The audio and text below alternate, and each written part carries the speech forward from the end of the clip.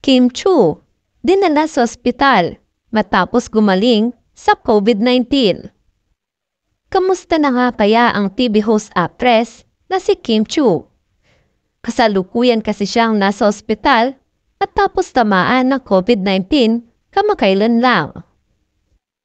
Makikita sa serye ng kanyang Instagram stories na nakapag-ehersisyo pa siya at nakapag-jogging ng 10 kilometers. At sa huli ng kanyang post ay makikita naman ang litrato na may swero na siya na sa kanang kamay at nasa ospital na. Ang caption niya sa IG, "Not what I expected to end my day."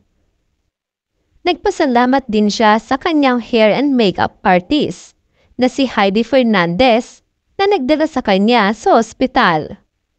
Shinare din ni Heidi ang story ni Kim at sinabi na pinayuhan ng actress na kailangang magpahinga ulit matapos gumaling sa COVID-19.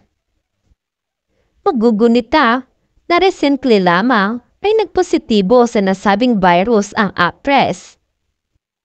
Nalaman lang namin na tinamaan siya ng COVID-19 na nagkaroon ng face-to-face press con ang pinagbibidahan niyang teleserye noong January 15.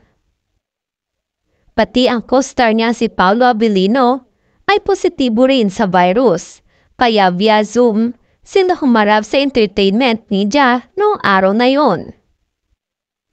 Samantala, ang teleserye version ay umiikot sa panuloko at pagtataksil ni Juliana sa asawa niyang si Victor, isang dating sikat at boksingero na naging seaman. Gaano katotoo ang balita na kung magsasalita raw ang kapamilya actress at TV host na si Kim Chu tungkol sa kanilang hiwalayan, baka ito na raw ang katapusan ng karir ni Sian Lim. Marami pa rin ang curious kung ano nga kaya ang tinutukoy sa chika na kapag daw pinasabog ni Kim ay talagang maapektuhan si Sian ng bonggang-bongga. Ayon sa Radio Online, kilala raw talaga si Kim na napakabait at tahimik na tao. Kahit nga raw noong nag-break sila ng ex-boyfriend niya si Gerald, ay wala siyang sinabi masama about the actor.